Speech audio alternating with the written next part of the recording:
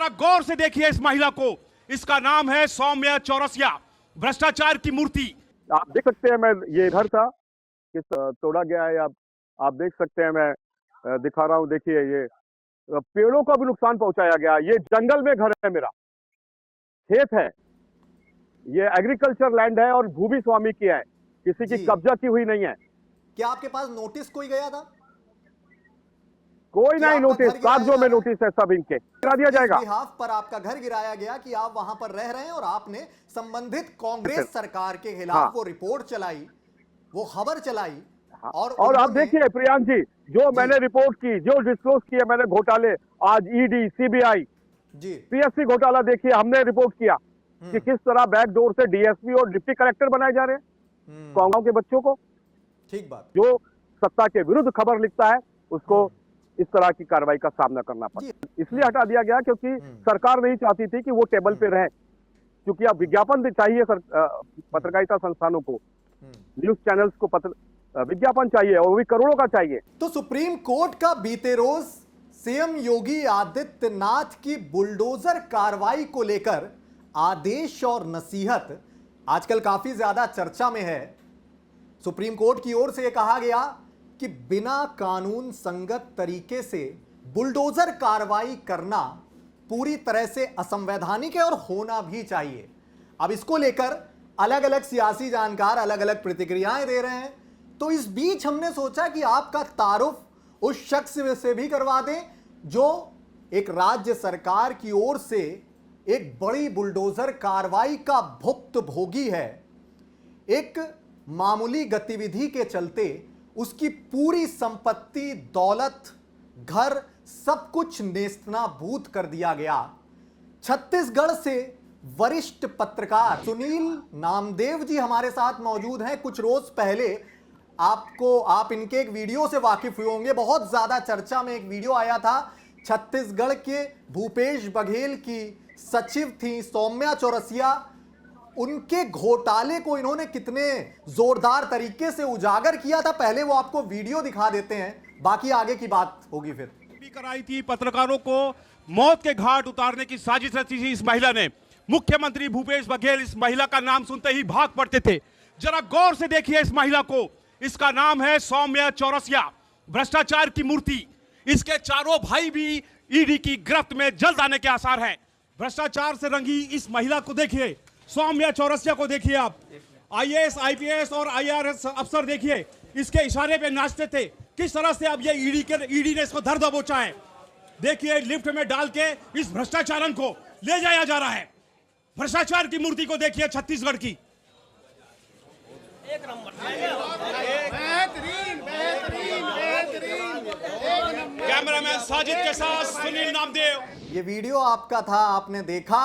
अब आजकल बुलडोजर कार्रवाई को लेकर बहुत ज्यादा चर्चा है। आपने एक दौर में आपने मुखर तरीके से एक राज्य सरकार के खिलाफ, छत्तीसगढ़ की भूपेश बघेल सरकार थी, उसके खिलाफ व्यापक तरीके से रिपोर्ट की और उसका खामियाजा आपको भुगतना पड़ा। तमाम अलग अलग तरह के इसके दावे हैं, उसका भी आकलन करेंगे। लेकिन उससे पहले आपसे मैं जुड़ूं, सुप्रिया श्रीनेत हैं, कांग्रेस की लीडर हैं, फायर ब्रांड स्पोक्स पर्सन है। उनका एक ट्वीट है, वो मैं पढ़ना चाहूंगा। उन्होंने बीते रोज ट्वीट किया है कि एक बार फिर साबित हो गया है कि यह देश बुलडोजर से नहीं बाबा साहब के संविधान से चलेगा। आज देश के सर्वोच्च न्यायालय ने बुलडोजर से आतंक फैलाने वाली सरकारों और बेलगाम अफसरों को कटघरे में खड़ा करके आईना दिखाने का काम किया है। आरोपी होने पर घर गिराया नहीं जा सकता, प्रशासन जज ना बने।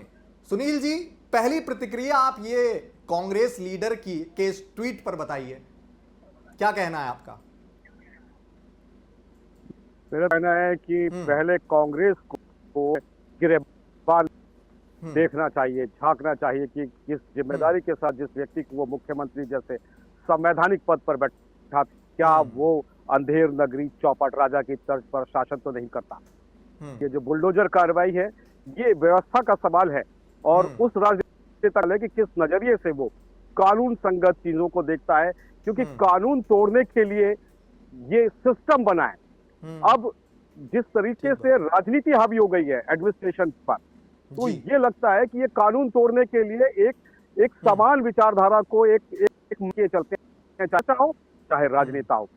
और प्रियांक जी, ये आपको मैं बधाई देना चाहता हूं, आपकी पूरी टीम को बधाई देना चाहता हूं कि जनता से जुड़े सरकार को लेकर आपने एक बड़ा कार्यक्रम प्लान किया और उसको इम्प्लीमेंट भी कर रहे हैं। तो ये एक पत्रकार की जवाबदारी है कि किस तरह जब सत्ता बेलगाम हो जाती है, जिस तरह से बेलगाम सिस्टम हो जाता है, तो एक पत्रकार है उसको राह दिखाता है। आज आपने पूरी जिम्मेदारी इस कार्यक्रम को संचालित किया है और उसका फैसला लिया कि हम ऐसे जाएं। जी जी सुनील जी, आगे बढ़ेंगे, तफसील से पूरा वाकया समझेंगे, लेकिन अपना जो हालिया उस वक्त का प्रक्रम था, पहले जनता को उससे रूबरू कराइए। क्या हुआ था उस वक्त, कौन सी राज्य सरकार थी, क्या क्या आपके साथ हुआ, पूरी आप बीती पहले आप तफसील से बताइए। प्रियांक जी, देखिए, मुख्यमंत्री भूपेश बघेल 2018 रूढ़ हुए कांग्रेस के अंदर। इनके अंदर कौन 2.5 साल के मुख्यमंत्री का प्रस्ताव रखा गया था, जो आखिरी 5 साल तक चलता रहा। इस उलटफेर के चलते सही मकसद पे, जो सरकार का कोई मकसद होना चाहिए राज का, वो नहीं था। ये लूटपाट करने वाली सरकार, तमाम दागी राजनेता, क्रिमिनल्स, बड़े ठेकेदार, चाहे वो शराब, चाहे वो किसी और दलबल वाले उसमें, वो तमाम एक झंडे बैनर के नीचे खड़े हो गए और वो बैनर था छत्तीसगढ़ शासन प्राइवेट लिमिटेड। ये भूपेश बघेल की जो सरकार थी, ये शुरू से घोटाले में लगी रही। पुलिस ने कार्रवाई की है, 2200 करोड़ का शराब घोटाला है, 800 करोड़ खनन परिवहन घोटाला है, 15,000 करोड़ का महादेव ऐप घोटाला है। इसके अलावा घोटाले ही घोटाले साल दर साल इनके चलते रहे और पत्रकार यहाँ जूझते रहे, क्योंकि आप खबर करेंगे तो आप मिटा दिए जाएंगे, या तो बिक जाओ या फिर इनके आगे नतमस्तक हो जाओ। दो चीजें इनकी थी, और जो सौदा नहीं करेगा इनके साथ। उस वीडियो वायरल होने के बाद जी, मैं उसी पे आ रहा हूं। धाराएं उस वक्त हम लोगों ने देखी। एक विचारधारा ये कहती थी कि भाई सुनील नामदेव जी भी बिक गए विपक्षियों के हाथों, और एक धड़ा ये कहता था कि भाई ऐसी रिपोर्ट दिखाने का मुखर तरीके से उनको खामियाजा इस तरह का भुगतना पड़ा कि उनका घर बुलडोजर कार्रवाई के अधीन होकर पूरा नेस्तनाबूद कर दिया गया। अब सवाल ये है कि क्या सुनील नामदेव जी किसी सरकार की अधीन होकर, किसी विपक्षियों के अधीन होकर उस तरह की रिपोर्ट बनाने गए वहां पर, या फिर उन्हें गैर कानूनी तरीके से उनका घर गिराया गया? मैं प्रियांक जी पहले स्पष्ट कर दूं कि हम किसी के दबाव में काम नहीं करते। मैं एक लंबा एक राष्ट्रीय मीडिया संस्था किया हूं और 2, 4, 5 बरस नहीं, लगातार 18 साल तक काम किया हूं। 30 साल का तजुर्बा है मेरा। उस संस्थान ने मुझे लॉन्ग सर्विस रिकॉर्ड का अवार्ड भी दिया। तो सस्ते सौदे कभी नहीं होते पत्रकारिता में, आप जानते हो, खामियाजा भोगना पड़ता है। और ये भी प्रयोग है एक पता का कि अगर आप सत्यता से चले, तो जैसे महात्मा गांधी ने सत्य के प्रयोग लिखा था, वैसा ही हमारे पत्रकार साथियों के सत्य के प्रयोग भी ये लगातार घोटाले कर रहे थे प्रियांक जी, लगातार वोटिंग की, खरीदने का प्रयास हुआ कि आप जनसंपर्क से विज्ञापन लीजिए, आप जैसे और पत्रकार करते हैं, मीडिया संस्थान करते हैं, मुख्य धारा में शामिल हो जाइए। दिल गवारा नहीं किया, क्योंकि एक बड़े संस्थान में काम किए थे, उसका गौरव हमारे अंदर हमेशा रहता है, उसका गर्व रहता है। तो हम लोगों ने ये काम, हमने खबरें उजागर की, क्योंकि अब पत्रकारिता भी धंधा बन चुका है। थोड़ा सा हमने इससे आप पर मैं आ रहा हूं प्रियांक जी, लगातार खबरें होने के बाद सरकार बौखला गई। इन्होंने 3 लगातार फर्जी मामले दिए मेरे खिलाफ, और इनकी बिल्कुल कोशिश थी कि अधिकतम अवधि तक मैं जेल में रहूं। किसी भी प्रकरण में अगर आप पुलिस अरेस्ट करती है तो एक अपना NHRC का नियम है कि घर में सूचना दी जाए, मुझे भी बताया जाए, FIR के कारण बताए जाए कि किस लिए गिरफ्तार किया जाता है, तमाम चीजें। लेकिन ऐसा कुछ नहीं हुआ। एक बैड डेट में की कंप्लेंट ली, फटाफट FIR दर्ज कर दी, और सुबह पुलिस मेरे घर आ गई, मुझे पकड़ के ले गई। पकड़ने के बाद 4-5 आरोप लगा के और अपराध दर्ज कर दिया। जेब में आपके मकसद इनका साफ था कि आप झुक जाओ। आपने क्या उस वक्त इस तरह की बातें कही गई कि आपके जेब जी, में मैं इन्होंने फिर आ रहा हूं मैं सर, बिल्कुल ये पहला स्पेल था जब मुझे अंदर किया इन्होंने, और सब झूठे मुकदमे दर्ज किए। जब मैं जेल से छूटा जमानत पे 6 महीने बाद, मैंने दोबारा इस सरकार के खिलाफ क्रियान्वित किया कि किस तरह से ये जेब में वो ड्रग्स की पुड़िया जानबूझकर रखी गई। जी, आप ऐसा जी, आपकी ये लेके आए थे अपने साथ। हुआ था काफी ज्यादा। जी जी जी जी जी, मैं मैं स्मोक भी नहीं करता सर, मैं बता दूं प्रियांक जी। जी और ये लोग अपने साथ ये सब चीजें लेके आए थे। जी सीसीटीवी इन्होंने मेरे यहाँ का ठीक है, इन्होंने वहां पे ड्रग्स प्लांट करने की कोशिश की। मैंने जैसे ही चिल्लाया कि देखिए ये कुछ रख रहे हैं मेरे जेब में, तो जो भी पुलिसकर्मी थे अलर्ट हो गए। इन्होंने उस समय कुछ लोगों ने कैमरे भी चालू रखे थे अपने, और वो सारे वीडियो कैद भी हुए कि किस तरह, वहां गवाह भी थे, बहुत सारे लोग थे सड़क में जिस तरह ये कर रहे थे हरकत। उसने सीधा मुझे थाने ले गया और उसके बाद एनडीपीएस का मामला दर्ज करके मुझे जेल भेज दिया। इसमें किसी भी तरह की जो एनडीपीएस के लिए मुकदमा दर्ज करना होता है उसकी एक प्रक्रिया होती है, किस तरह किया जाए, उसका पालन नहीं किया गया। कागजों में ही सिर्फ कार्रवाई और सिर्फ मकसद था कि इनके भ्रष्टाचार के मामलों को ना किया जाए, क्योंकि केंद्र में बीजेपी की सरकार थी और राज्य में कांग्रेस की सरकार थी। ईडी अलर्ट थी। ईडी इसलिए अलर्ट नहीं थी कि राजनीतिक धरातल पर है ये कोई पक्ष का मसला, ये था कि एक सुनियोजित रूप से करप्शन कर रही है, किस सिस्टम पूरा करप्ट हो चुका है, उस पर ईडी ने कार्रवाई की थी, उसकी हमने खबरें बनाई और कांग्रेस और उसका खामियाजा आपके घर पहुंचा और कि देखिए अब आज कांग्रेस के लीडर बुलडोजर की बात कर रहे हैं कि भाई बुलडोजर असंवैधानिक है, बुलडोजर कार्रवाई जो है भारतीय जनता पार्टी की सरकार है, कानून संगत तरीके से नहीं कर रही है। और उस वक्त प्रमाण आप हैं अपने कांग्रेस का बुलडोजर उस दौर में आपके घर चला था, गरजा था, पूरा नेस्तनाबूद कर दिया था आपके आशियानों को। अब आप थोड़ा सा तस्वीर बगैर किसी नोटिस से आप देख सकते हैं। मैं ये घर था किस तोड़ा गया है, आप देख सकते हैं, मैं दिखा रहा हूं, देखिए ये पेड़ों को भी नुकसान पहुंचाया गया। ये जंगल में घर है, मेरा खेत है, ये एग्रीकल्चर लैंड है और भूमि स्वामी की है, किसी की कब्जा की हुई नहीं है, लेकिन ये पूरा जंगल ने बहुत सारे पेड़ पौधे और ये देखिए पूरा घर को तोड़ फोड़ कर दिया। और जो कहते हैं ना ग्राउंड जीरो, आप यकीन नहीं करेंगे कि बुलडोजर लगाए गए घर तोड़ने के लिए। और हाई कोर्ट ने मामले को चैलेंज किया, इन्होंने हाई कोर्ट से नोटिस वापस ले लिया जो जारी किए मुझे। दूसरे दिन नए नाम से तोड़ दिए गए। पहले नोटिस भेजिए, क्या आपके पास नोटिस कोई गया था? कोई नहीं नोटिस, कागजों में नोटिस है सब इनके, बिल्कुल नहीं। ये कांगो अपना प्रतिनिधि मंडल गठित करना चाहिए। आपका घर गिरा दिया गया। बिल्कुल, और सबसे बड़ी चीज ये घर मेरे नाम पे नहीं, मेरी पत्नी के नाम पर है जी। मुकद आरोपी नहीं है कहीं पर, सिर्फ क्योंकि मैं उस घर में रहता हूं इसलिए गिरा दिया जाएगा। बिहाफ पर आपका घर गिराया गया कि आप वहां पर रह रहे हैं और आपने संबंधित कांग्रेस सरकार के खिलाफ वो रिपोर्ट चलाई, वो खबर चलाई। और आप देखिए प्रियांक जी, जो मैंने रिपोर्ट की, जो डिस्क्लोज किए मैंने घोटाले, आज ईडी, सीबीआई, पीएससी घोटाला देखिए, हमने रिपोर्ट किया कि किस तरह बैकडोर से डीएसपी और डिप्टी कलेक्टर बनाए जा रहे हैं गांव के बच्चों को। ठीक बात। आज उसमें सीबीआई जांच हो रही है। आपको कांग्रेस को प्रतिनिधि मंडल भेजना चाहिए कि हमारी सरकार ने क्या काम किया। अगर कोई अतिक्रमण कर रहा है कहीं पर तो आप उसका तोड़िए, समझ में आता है। सरकारी जमीन पर कोई उसके आप बुलडोजर, कोई नियम के विरुद्ध बिल्डिंग बनी है, उसपे कानूनी मोहर लगी हुई है कि ये नियम विरुद्ध है, आप उस पर बुलडोजर चलाइए, समझ में आता है। लेकिन एक पत्रकार का घर और अभी आपको क्लीन चिट के खिलाफ वो रिपोर्ट कर रहा है और बिक नहीं रहा है आपसे। जी अभी नहीं, बिल्कुल। मैं तो ये प्रियांक जी कहना चाहता हूं कि इसकी जी अभी एक मामले में मुझे क्लीन चिट मिली हुई है, जिसको इन्होंने ऑलरेडी जो है रिकॉर्ड में दिखाया कि किस तरह मामले बढ़ा के इसको अधिकतम इसका एक क्रिमिनल रिकॉर्ड बनाया जाए। एक रात में 4-4, 5-5 मुकदमे दर्ज कर दे रहे हैं और बोलते हैं ये क्रिमिनल रिकॉर्ड है इनका, एक रात में। और पूरी कांग्रेस मौन है, क्योंकि यहां पर एक चीफ मिनिस्टर का ऑर्डर चलता था, तानाशाही, और आप देख रहे हैं तानाशाही की सरकार का क्या हुआ। अच्छा, एक सवाल ये भी इनके पूरे अधिकारी, तमाम लोग जिक्र करते हैं कि आप भारतीय जनता पार्टी की सरकार आते ही मुक्त हो गए, स्वतंत्र हो गए, तो भारतीय जनता पार्टी ये बिल्कुल नहीं, सरकार कोई भी हो, मैं आप ये कहना चाहूंगा जी, छत्तीसगढ़ में सिर्फ सत्ता बदली है, व्यवस्था नहीं बदली है।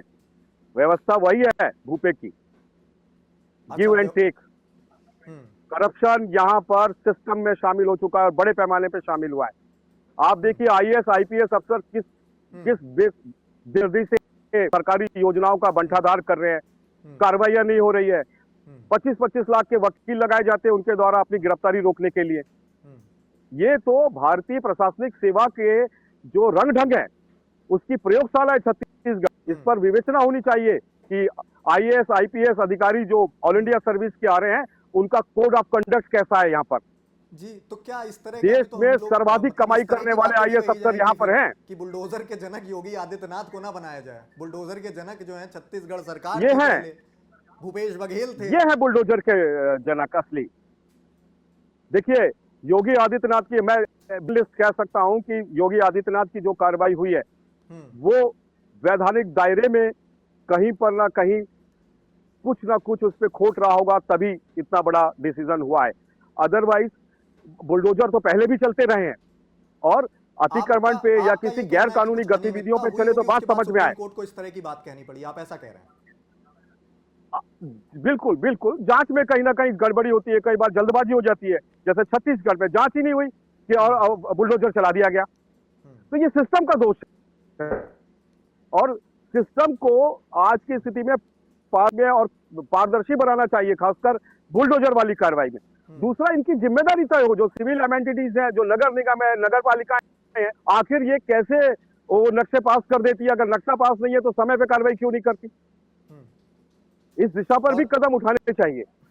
देखिए, आप पर धारा 504, 505 लगाई गई, आरोप इस तरह के भी लगे कि उस समय जो वक्तव्य सरकार की ओर से आया कि आप 3000 से लेके 5000 की रकम लेते थे लोगों से खबर रोकने और दबाने की एवज में। ये इस तो तरह की बातें भी किसी हुई, को तो वो स्पष्ट सर करें एकाध आरोपों को लेकर आपका वक्तव्य। कोई प्रामाणिकता, देखिए कोई प्रामाणिकता चीज दीजिए सर।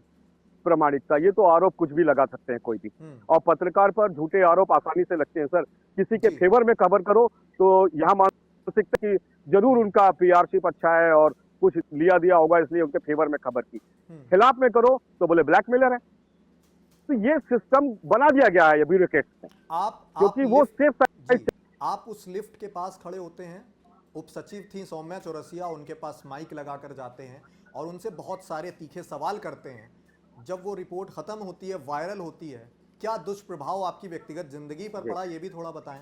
सरकार की ओर से क्या दबाव बने उसके बाद? जी, उसके बाद से तो कांग्रेस सरकार की ओर से इन लोगों ने, मैं प्रियांक जी आपको बता दूं, पहले बुलडोजर कार्रवाई, मुझे सैनिटाइजर पिलाया गया पुलिस हिरासत में। सैनिटाइजर पिलाया गया? आप यकीन करेंगे, सैनिटाइजर पिलाया गया।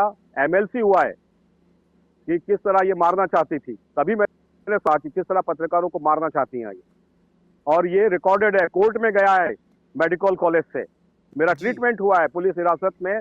ये संगीन मामला है, लेकिन बीजेपी सरकार भी चुप है। जो आरोप लगाते हैं कि बीजेपी के सिंपैथाइजर्स हैं या कांग्रेस के या एक्स पार्टी कोई भी है, ऐसा नहीं है। पत्रकार पत्रकारिता करता है और विशुद्ध पत्रकार मैंने किसी पार्टी से नहीं हूं। आज भी कह रहा हूं कि बीजेपी है, सत्ता बदली है छत्तीसगढ़ में, व्यवस्था वही की वही, और बीजेपी के कर्णधारों को सोचना चाहिए कि बड़ी जिम्मेदारी के साथ एक तानाशाही सरकार को उखाड़ के जनता ने फेंका है, और उस तानाशाही सरकार को उखाड़ फेंकने में यहाँ के पत्रकारों का बड़ा योगदान है। आपको बता दूं, सिर्फ सुनील नामदेव ये नहीं है, दर्जनों पत्रकार हैं जिनके ऊपर इस तरह के एनडीपीएस के मामले लगाए गए हैं। दर्जनों पत्रकार हैं जिन्हें बेवजह जेल में डाल दिया गया।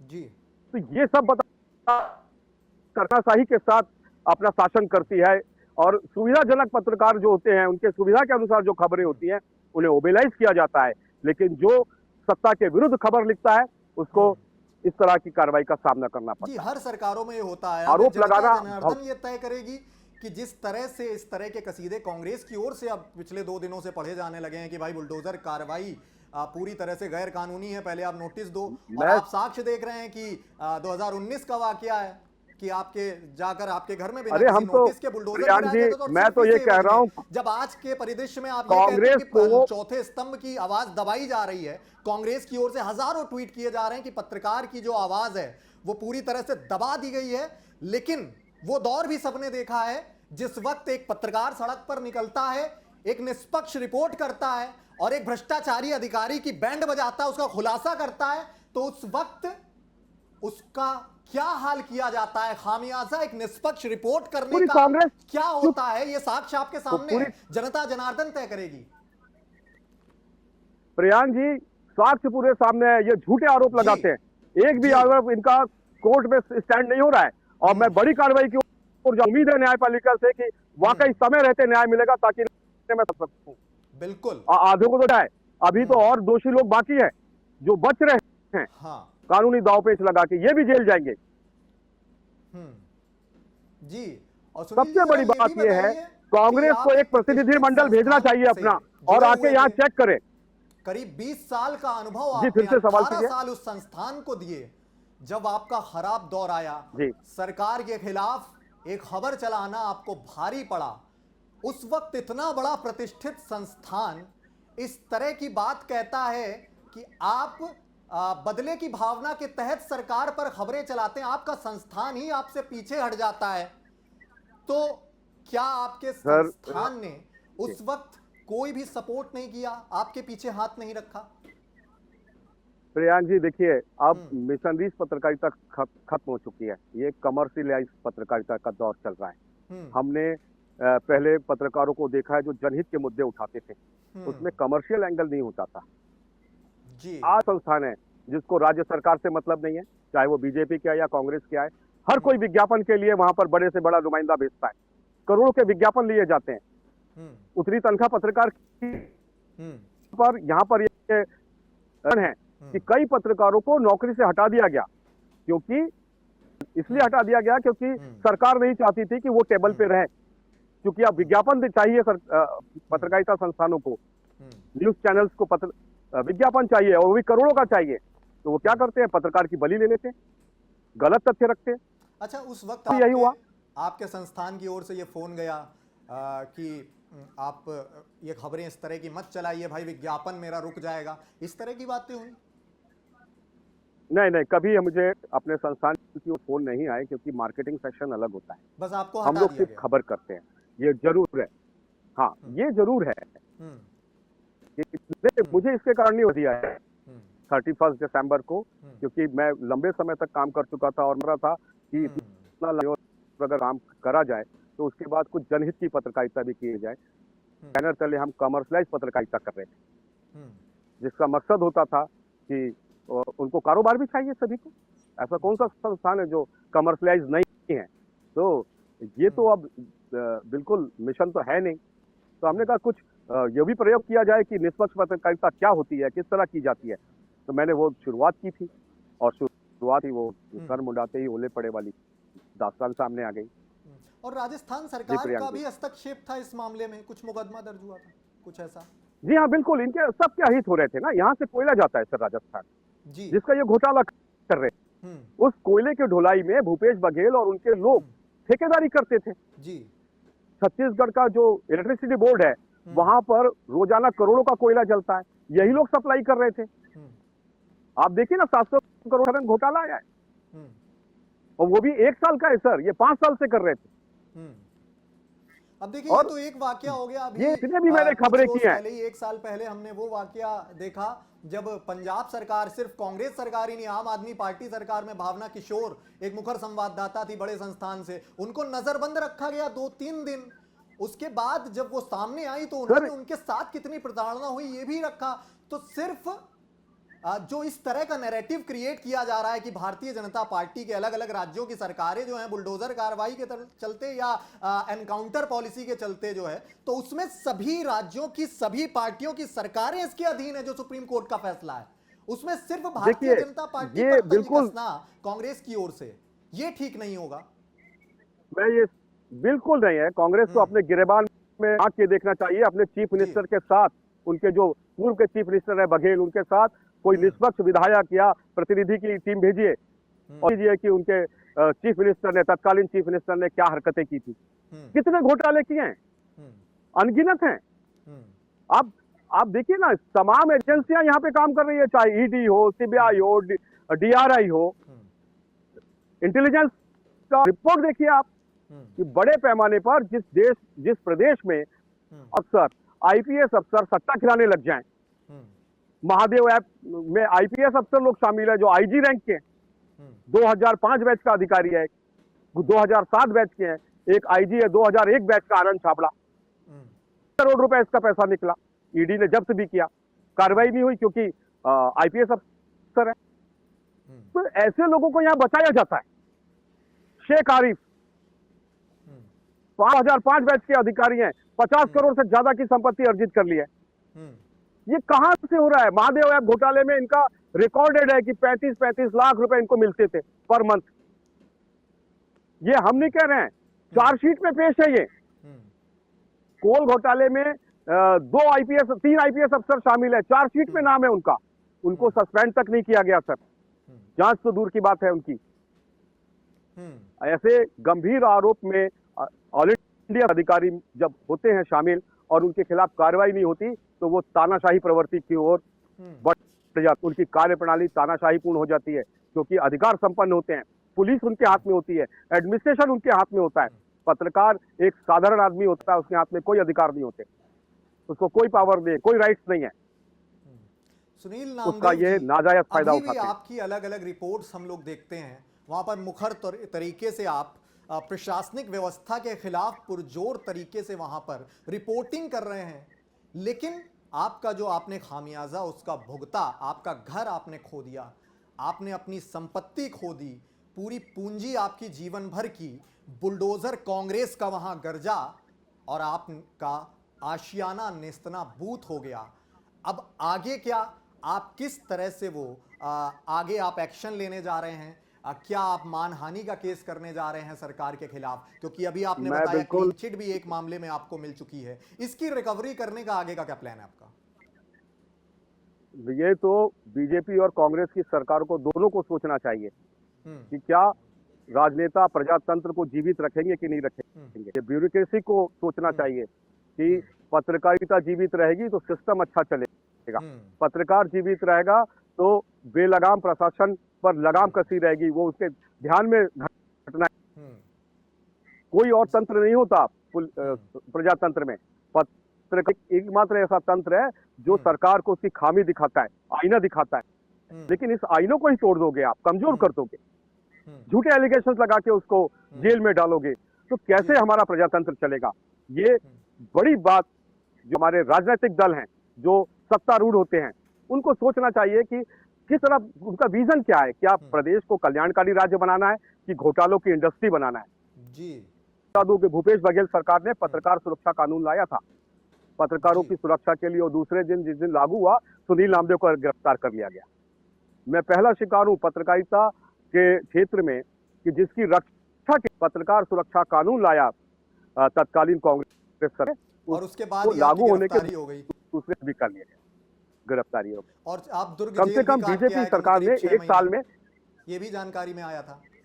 जी जी तो मेरा ये कहना है प्रियांक जी कि चाहे सरकार बीजेपी की हो चाहे सरकार कांग्रेस की हो, आपको पत्रकारों के प्रति नजरिया साफ करना पड़ेगा। पत्रकार तलवार की नोक पे चलते हैं, आसानी से आरोप लगते हैं, अहित होगा, क्योंकि एक खबर चलती है तो 20 लोग खुश हों लेकिन 50 लोग नाराज भी होते हैं।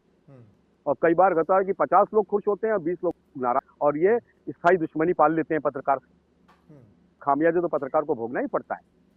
हमारा समाज इतना अलर्ट नहीं है कि पत्रकार जब खबर करे तो जन समर्थन में किसी नेता की तरह लोग सड़कों पे उतर जाए कि ये पब्लिक रिपोर्टिंग की, वेलफेयर को देखकर रिपोर्टिंग की है, जनहित को देखकर रिपोर्टिंग की है, तो आइए हम इसका समर्थन करें।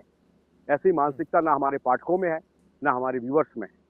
तो इसका बेहद नौकरशाही उठाती है और ऐसे दागी राजनेता उठाते हैं कि वो इस सिस्टम से कैसे आय कमाया जाए, जी, धन उपार्जन में लग जाते हैं। उसका जीता जागता उदाहरण कांग्रेस की भूपेश बघेल सरकार रही है। आपने वक्त निकाला और हमसे बातचीत की, अपना एक्सपीरियंस शेयर किया, आपने जो भूतपूर्व अनुभव थे वो हमसे साझा किए। हमारा इस रिपोर्ट को दिखाने का ध्येय सिर्फ इतना था कि बुलडोजर कार्रवाई को लेकर जो एक नैरेटिव सेट किया जा रहा है कि भारतीय जनता पार्टी की अलग अलग राज्यों की सरकारें अधीन, एक खास मंशा के अधीन होकर बुलडोजर कार्रवाई कर रही हैं, तो सिर्फ उस दायरे में भारतीय जनता पार्टी नहीं आती है, कांग्रेस भी इस कई साल पहले 2019 के दौर में, 2018-17 के दौर में अलग अलग वाकये इस तरह के हैं जिसकी तस्वीर मौजूदा आपने अभी देखी भी। अब आज इस दौर में जब कांग्रेस इस तरह की बातें करती है तो वो तर्कसंगत नहीं लगती है। मैं प्रियंक वाजपेयी हूं आपके साथ, शुक्रिया, नमस्कार। वीके न्यूज उत्तर प्रदेश उत्तराखंड, सच का सारथी।